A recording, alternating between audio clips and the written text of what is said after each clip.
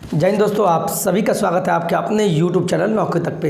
हम पुनः उपस्थित है एक नए वीडियो में। ये वीडियो CDP यानी CDP में एक टॉपिक है समाजीकरण, उसी से संबंधित है। आपका वाइगॉत्स्की जो रशियन मनोवैज्ञानिक थे यानी रूस के मनोवैज्ञानिक थे, उन दोनों से लगभग 2 से 3 प्रश्न आपको पूछेगा। ये 10 से 15 मिनट का वीडियो होगा मैक्सिमम, और आपको यहीं से प्रश्न पूछेगा। और मैंने कहा ना, अब मैं वही पढ़ाऊंगा और ज़्यादा नहीं, और ज़्यादा लिखना भी नहीं है, सिंपल जहाँ से क्वेश्चन बनता है, यानी कि ऑप्शन देखे और उस पर क्लिक कर दीजिएगा। कहने का मतलब है ऑप्शन देखे और उस पर क्लिक करना है, तो वैसे हम पढ़ाएंगे। ठीक है, कुछ टॉपिक है समाजीकरण आपको हम पढ़ाएंगे। पहले आप चलते हैं समाजीकरण और वाइगॉत्स्की। उससे पहले हम जानते हैं समाजीकरण क्या है। सिंपल स्टेट में कहेंगे तो समाजीकरण का मतलब हुआ समाज, जिस समाज में आप जीते हैं, जिस समाज में आप पले बढ़े। चूँकि पहले तो आप अपने फैमिली के अंदर पले बढ़े, उसके बाद वो भी परिवार आपका किसी समाज में है, इसीलिए समाज में अगर अच्छा होगा तो वहाँ का बच्चा भी अच्छा निकलता है। तो वही बात लिखा गया है। यह एक ऐसी प्रक्रिया है, समाजीकरण क्या है? समाजीकरण एक ऐसी प्रक्रिया है जिसमें मानव समाज द्वारा सीखता है। किसके द्वारा? समाज के द्वारा। और यह पूरे जीवन तक निरंतर चलता है। यानी आपको पता है विकास जीवन पर्यंत चलता है, कंटिन्यूअस चलता है विकास, मैंने आपको पहले भी पढ़ा रखा है। उसी प्रकार जो समाजीकरण होता है किसी का भी, मानव का, या आपके घर में पल और बढ़ गए बच्चे का, समाजीकरण से ही होता है।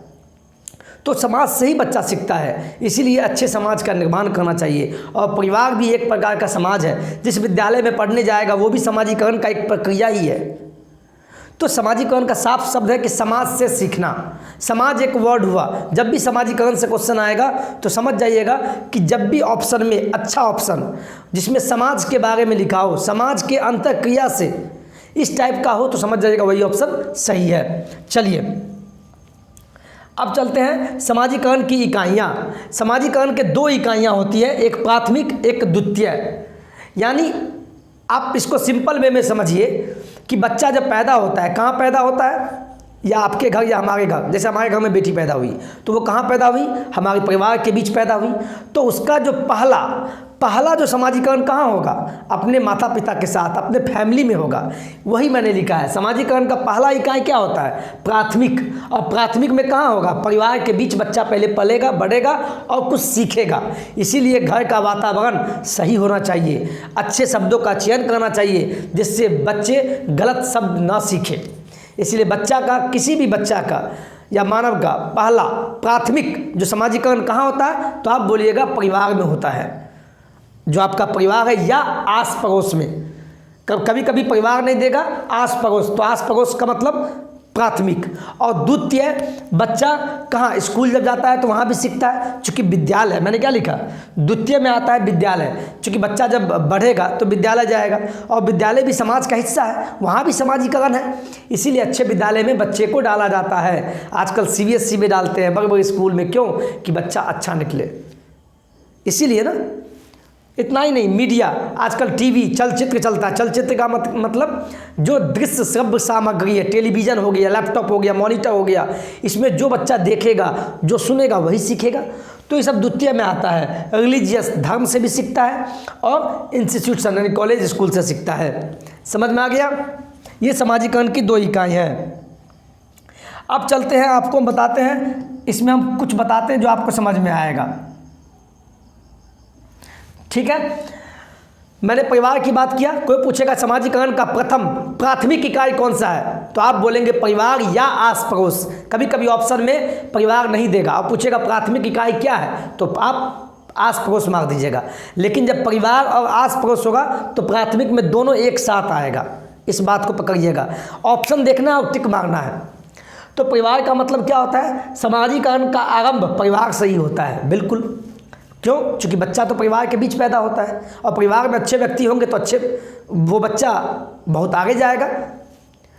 इससे पहली इकाई कहते हैं, यानी प्राथमिक इकाई किसे कहते हैं? परिवार को।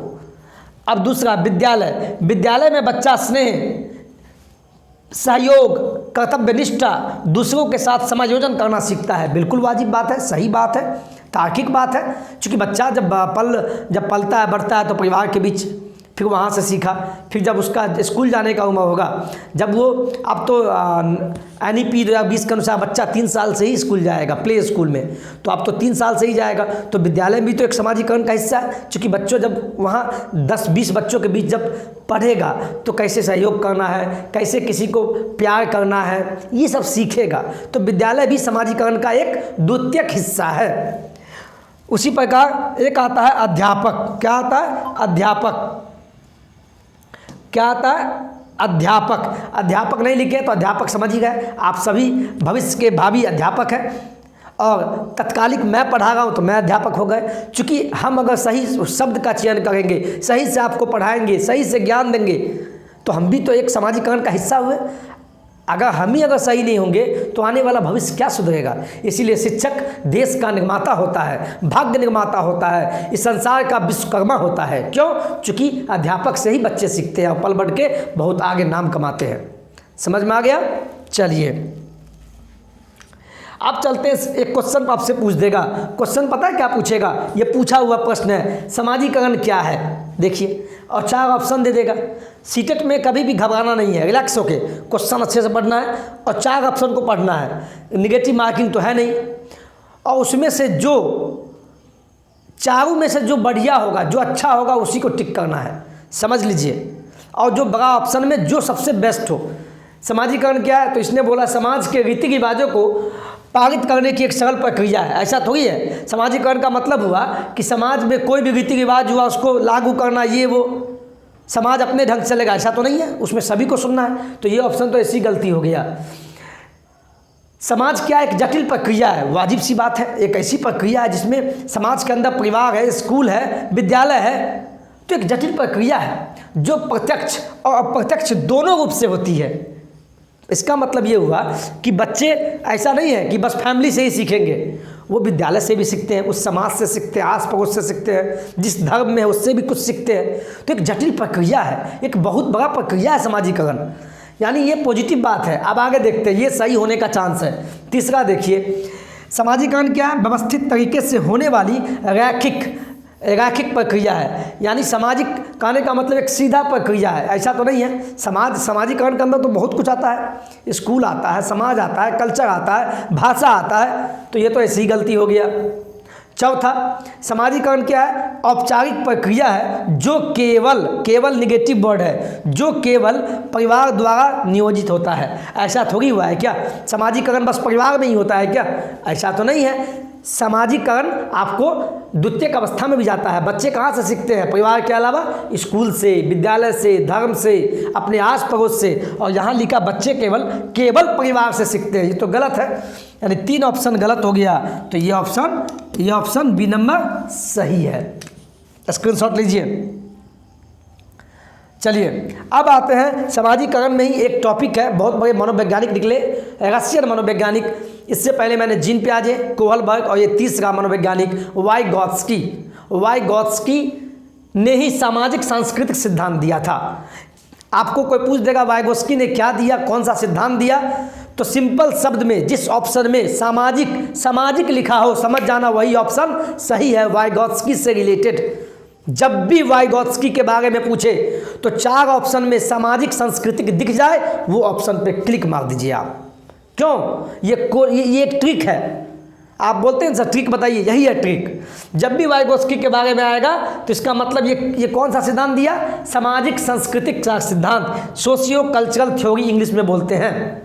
यानी जब भी समाज की बात हो, समाज के बीच अंतःक्रिया की बात हो, समाज और संस्कृति को मिला के चलने वाली बात हो, जब भी समाज की बात हो तो वाइगॉत्स्की, जब भी नैतिक विकास, नैतिकता की बात हो तो कोहलबर्ग, जब भी ज्ञानात्मक विकास हो तो जीन पियाजे।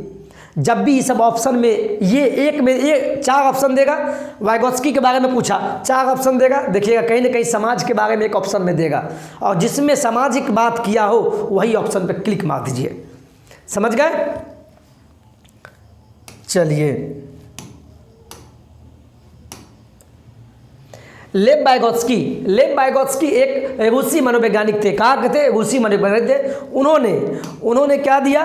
उन्होंने सामाजिक सांस्कृतिक का सिद्धांत दिया। क्या दिया? सामाजिक सांस्कृतिक का सिद्धांत दिया।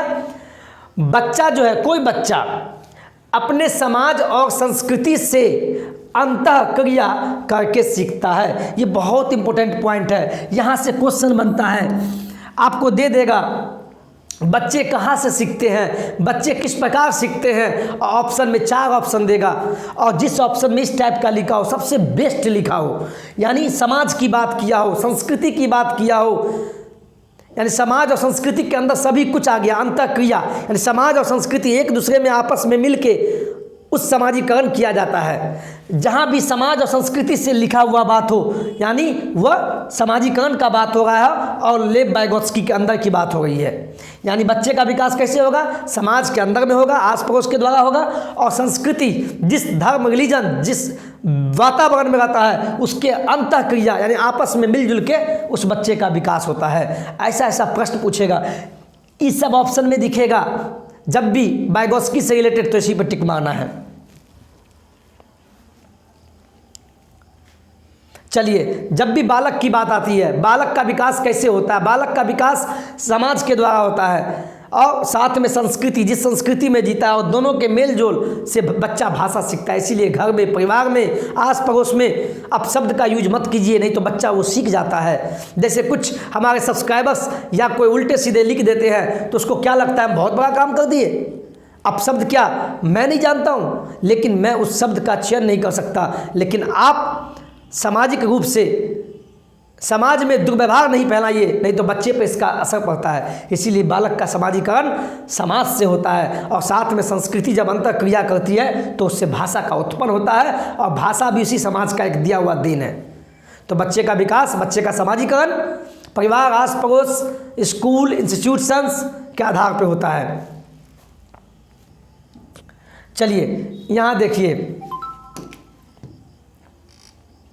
यह पढ़ा चुके हैं, फिर भी देखिए आप, इम्पोर्टेंट पॉइंट है, ये पूछा हुआ है, बच्चे के समाजीकरण में भूमिका होती है।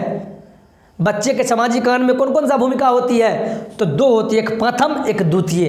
तो बच्चे का समाजीकरण जो होता है, सबसे सर्वप्रथम कहाँ होता है, प्रथम होता है उसके परिवार में या उसके आस पड़ोस में, द्वितीय होता है उसके विद्यालय में, एवं मीडिया का मतलब हुआ टीवी के माध्यम से, चूँकि बच्चे आजकल टीवी पर कार्टून देखते हैं, तो गेम खेलते हैं, इसीलिए बच्चे पे ध्यान देना चाहिए। समझ गए। तो कभी कभी आपको परिवार दे देगा ऑप्शन में,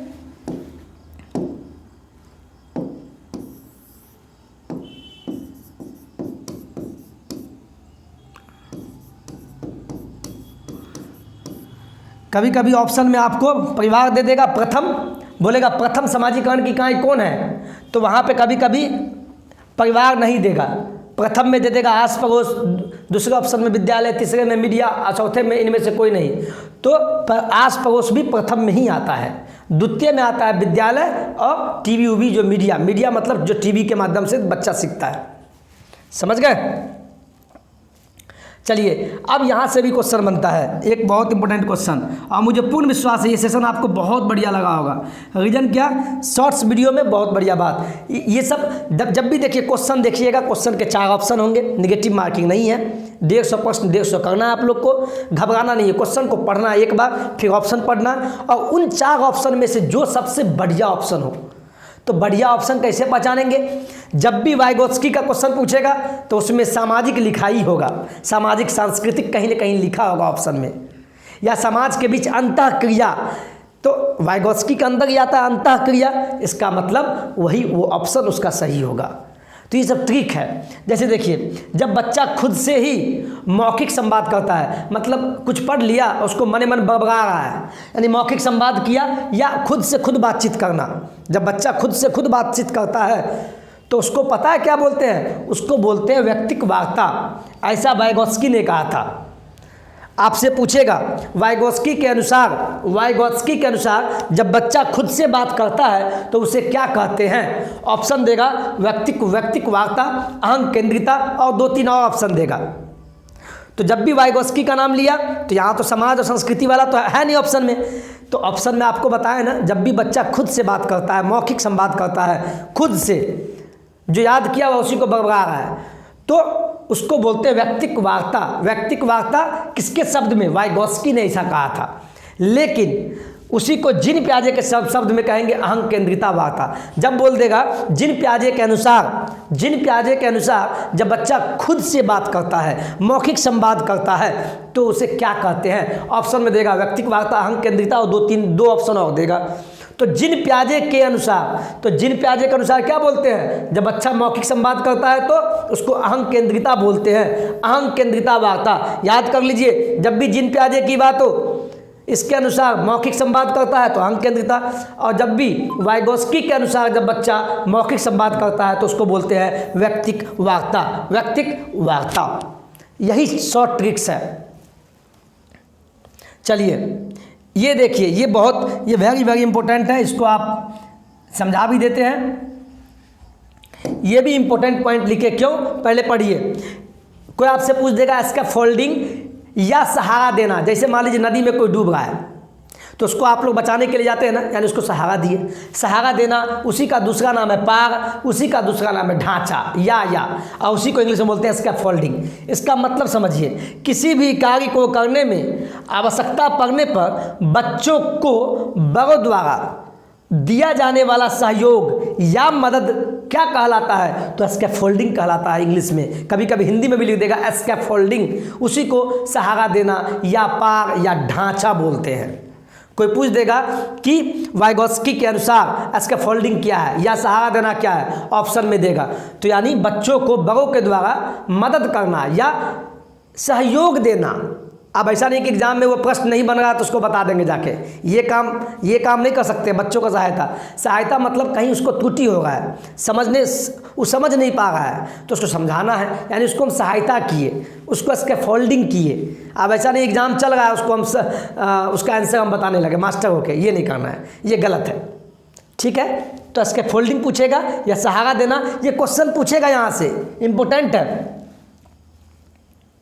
चलिए एक ये है, ध्यान दीजिए।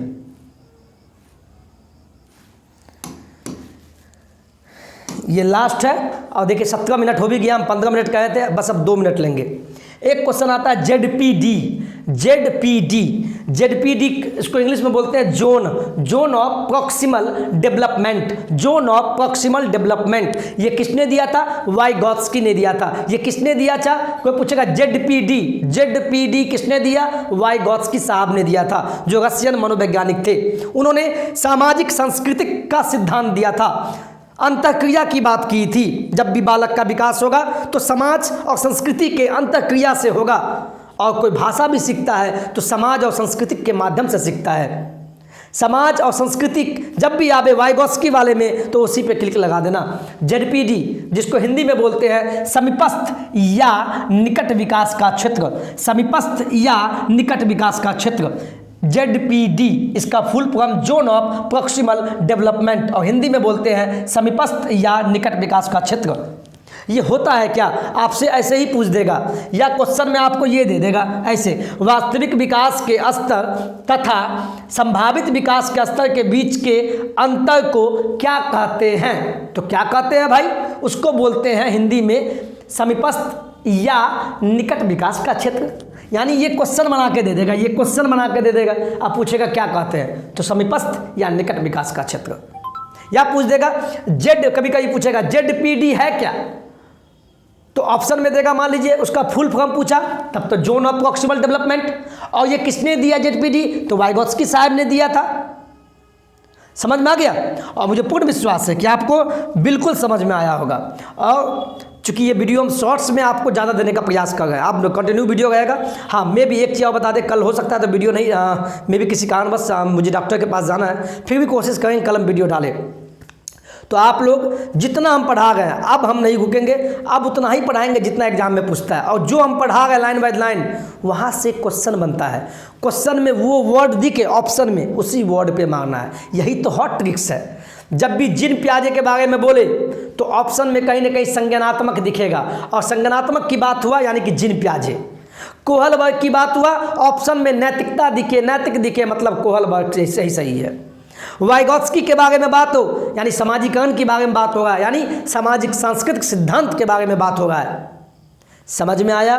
कोई दिक्कत? मुझे पूर्ण विश्वास है आपको समझ में नहीं बल्कि जेहन में याद हो गया होगा। अगर याद हो गया होगा तो कमेंट में बस लिखिएगा सब बहुत अच्छा लगा। इसी तरह वीडियो बनाइए और इसी तरह हम वीडियो बनाते रहेंगे, आपको आपके अंतिम सफलता तक साथ रहेंगे। ठीक है, चलिए आज के वीडियो में इतना ही। जय हिंद, जय भारत।